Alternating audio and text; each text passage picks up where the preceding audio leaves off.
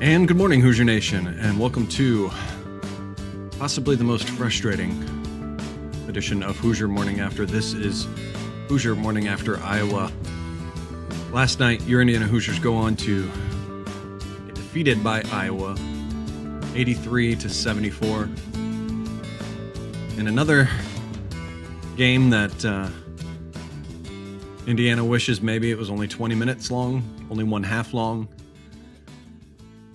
Two really bad stories in this game that leads to the loss of this game. And that is some confusing substitution patterns by the coaching staff. And then obviously the glaring one, the turnovers. Just unexcusable the way they played in the second half.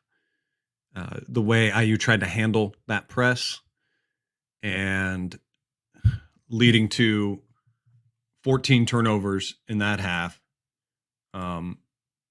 ending the game with 23 turnovers when in the last three games, or last two games at least, we only had 6 apiece. And then in this game to go with 23 turnovers, leading to 34 points for Iowa. That is ridiculous. Can't do that.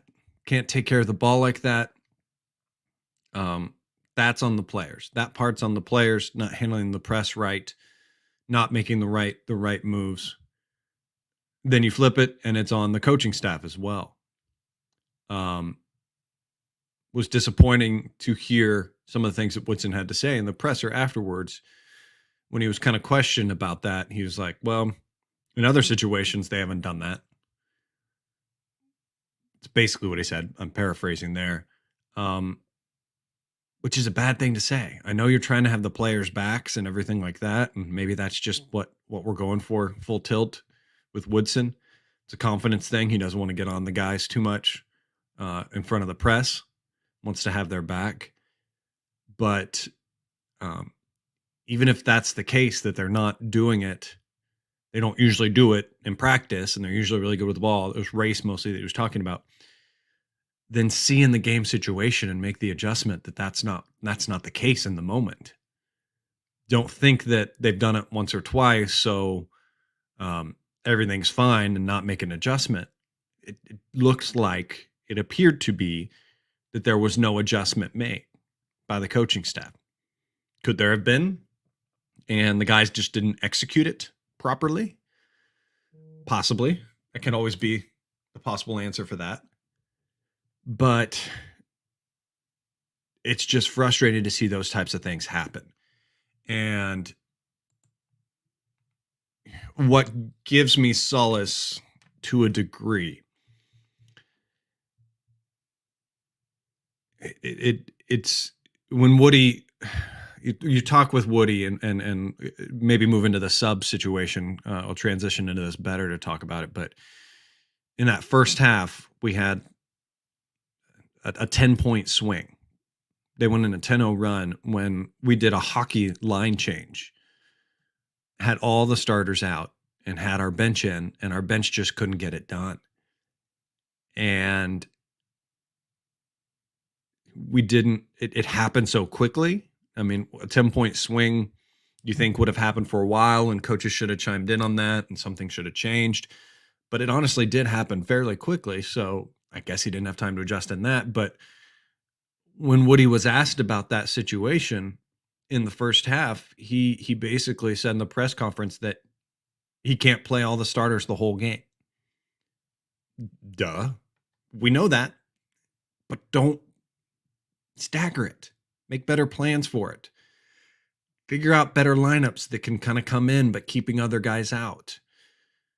Because when you do that line change, teams can play the numbers when you don't have our 2 3-point shooters in there. They can play Rob a little bit tighter because he's the only shooter at that point. And then he can sag off other guys and they can go in zone, and they can they don't have to worry about anything. In those situations, there's better lineups.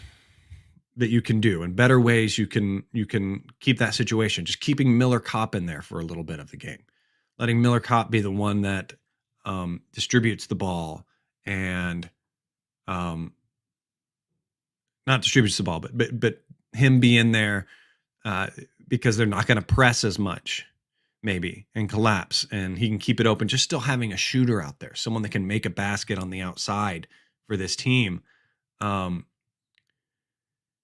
It's an NBA thing that he's doing by doing those line changes and everything. And I guess it just, to me, what it screams now is that Woody still has a lot of things to learn. He's still trying to implement maybe too many NBA things with these college teams. Is it something that in the future could work? Yeah, I believe so. But I don't think with the squad he currently has. Dave, you saying there in the chat, I see that can't teach an old dog new tricks. I mean, that's true. That's true to a degree.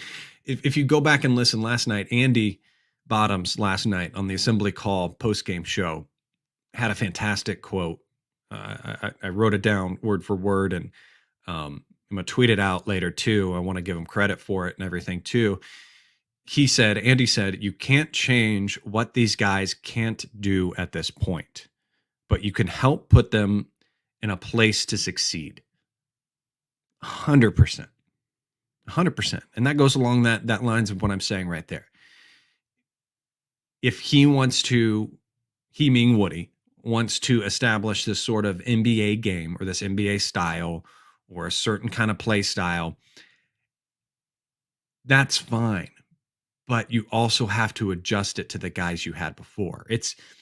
I think we are so on edge as a fan base to this kind of situation, just because that's what we ran into with Archie as well. Archie was so stuck on his system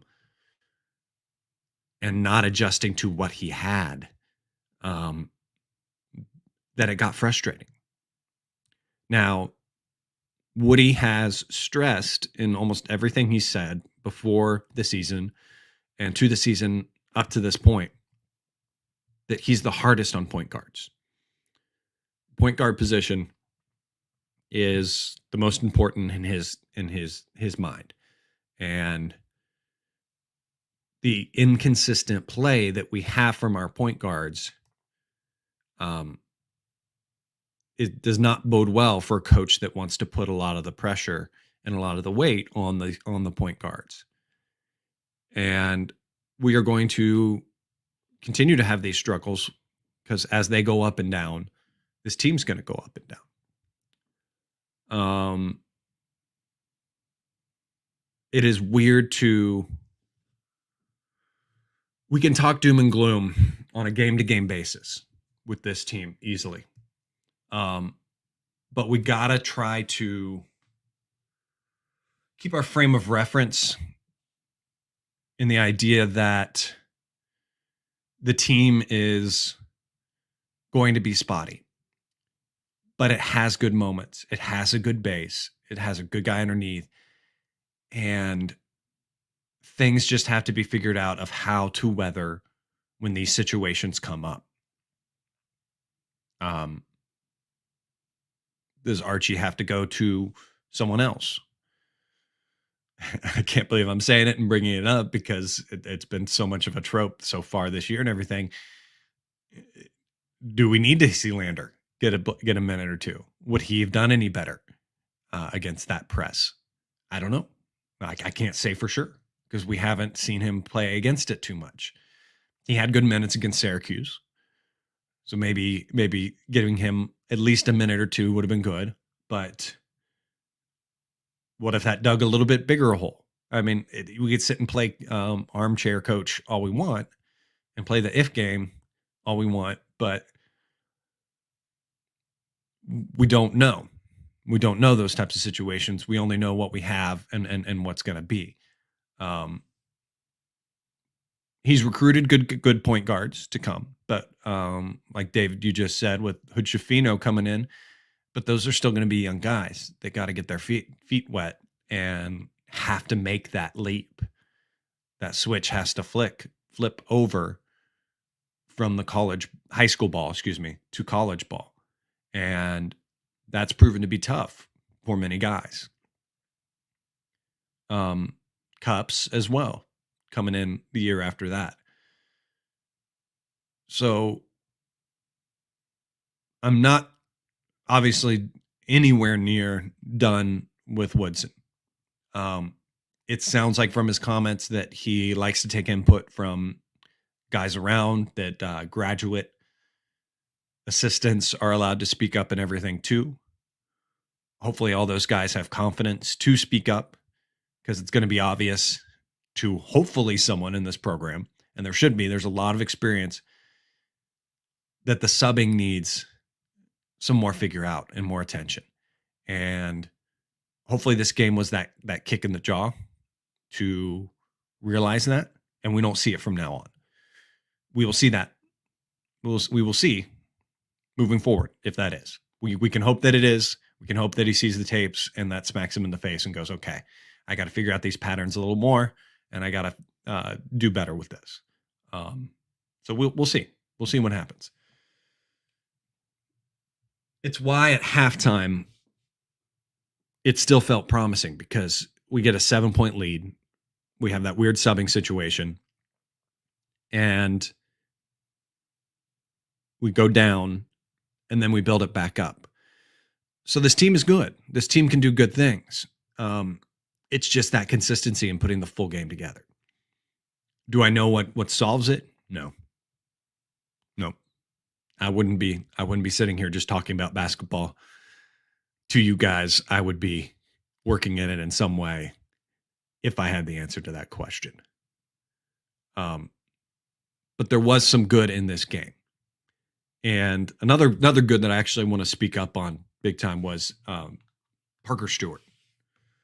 Parker Stewart had a very good game. I liked what I saw out of him in this. He was two-dimensional in this game. He had, bringing up his stats right now. He ended with 11 points, 4 for 7 from the field, 2 for 5 for 3. Just finished with 1 turnover, 3 assists. He looked really good also on the defensive end. He often had the Bohannon or the, let me see, what was his name? Or one of the McCaffrey boys was who he was guarding, and he was doing a really good job staying with him. I really liked his play in this game, and hope that this builds for him as well. He had the energy, he had the physicality, and really like what he did for the team, and hope he builds on this moving forward. Jordan Geronimo, clueless again, jumping, but not to jump back too much into the sub situation. Thought he did some great things when he was out there. Had some great energy and everything. Had 2 turnovers, sure, but made a good 3. It was a good shot of energy. Would have liked to see him get a little bit of play in the second half for that. Overall, it's weird, because if you do truly look at a lot of the numbers, things aren't horrendous if you take out the turnovers and free throw shooting. Yeah, had some problems with that as well. But beyond that, finishing 50% from the field, 31 from 3. You wish obviously that could be a little bit better, but we were 58% from the field in the first half. So there was a good game in the shell of all these just poor mistakes and poor choices. And that's where hope exists for me, and where I choose to turn my brain to, is to try to look in the positives in this. We just got to get over this hump and this mental block or whatever this is that causes us to just not not have that extra click of concentration when we need to. When the press is happening, make the right decision. Sag back a little bit farther if you're the help guy. Notice that they have Murray, their very long, very athletic guy, in there. And when you're passing it across the other guy that's helping you in the press, don't get it anywhere near him.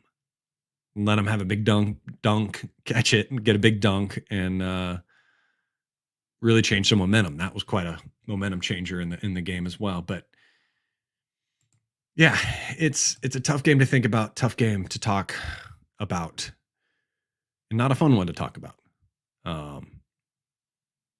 Thank you for those that are listening and are listening to this. You're a glutton for punishment, like myself. Like I said, this has been a fun podcast to do, but a taxing podcast to do as well. I didn't want to get up and talk about this game. Who did? Who does? But I guess it's therapeutic in that sense. Talk it out, put it in the past, and move on to the next game. David asked in the chat. Thanks, David, again for showing up. What was up with that scuffle at half with McCaffrey that fired up Iowa up? I think, yeah, I think that really did fire them up. I don't know what he was doing. It looked like he was headed to talk to Woodson or something. Like his line really looked like he was headed towards Woodson, and then the players kind of stepped in and stuff like that. He tried to be like, whoa, whoa, whoa, but why are you walking? There was no line where he should have been walking towards our bench or towards our guys. I'm puzzled. Nothing was called in that sense. No one was called out for that. That was a questionable situation.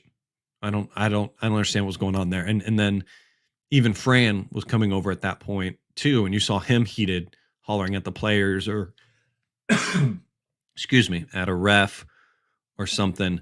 Yeah, I don't get what happened there. That didn't sit right with me. That confused me as well.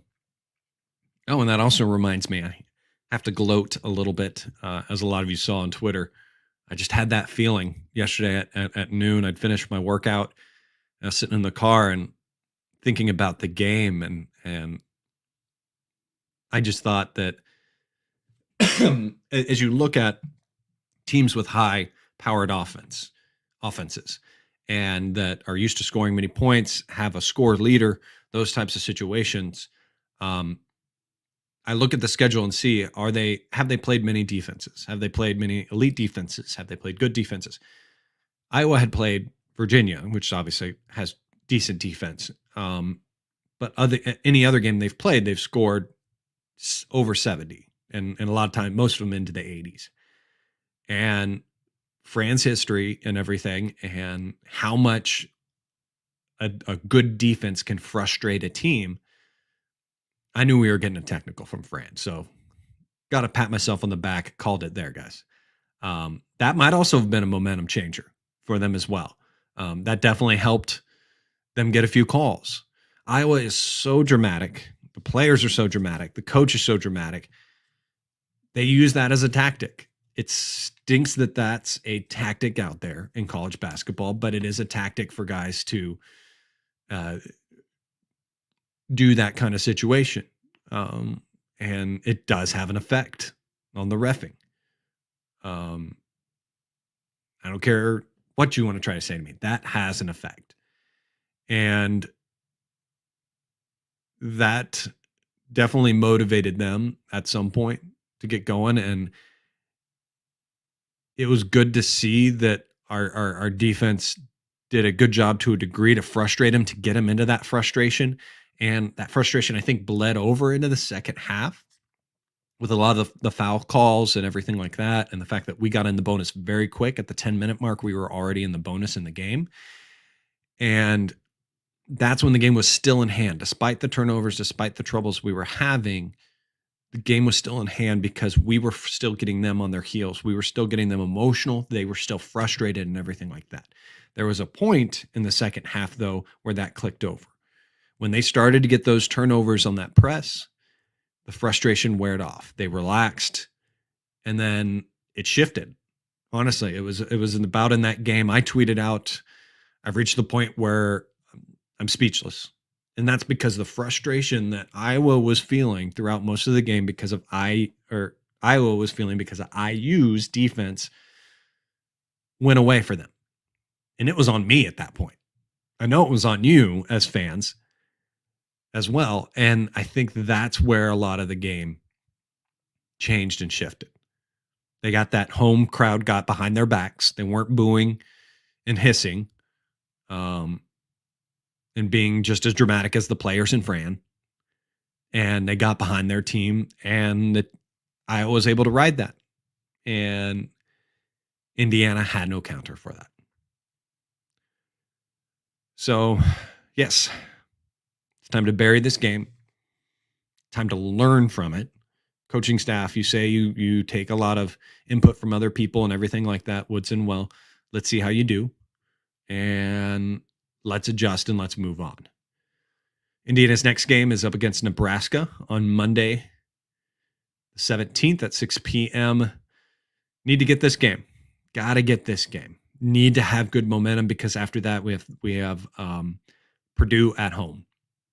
We need to have some momentum and some energy and some excitement going into this Purdue game. It's going to be a tough Purdue game. So Nebraska, got to take care of business. Got to get a road win. Got to get over that hump. Got to get the monkey off the back. And we move on from there. So thank you guys for listening. Thanks for joining in. Thanks for fighting through this one with me as well, guys. This is going to do it for this edition of Hoosier Morning After. Thanks for tuning in. Thanks for listening. Those of you that are listening on podcast, different streams. Those of you here on YouTube, David, thanks for being here live and commenting. Appreciate that, buddy. Don't forget to like, subscribe to the YouTube channel. Follow me on Twitter at General Chadwick. There you can find out information about the show, when we're going to go live, and even make comments and stuff as we go along. Special thanks, as always, to Bob Thompson for producing the music you hear on the show. I'll be back again morning after the next game. Hopefully not feeling as icky and frustrated as I am in this one. So thanks for tuning in, guys. As always, go out there, have a wonderful day, and go Hoosiers.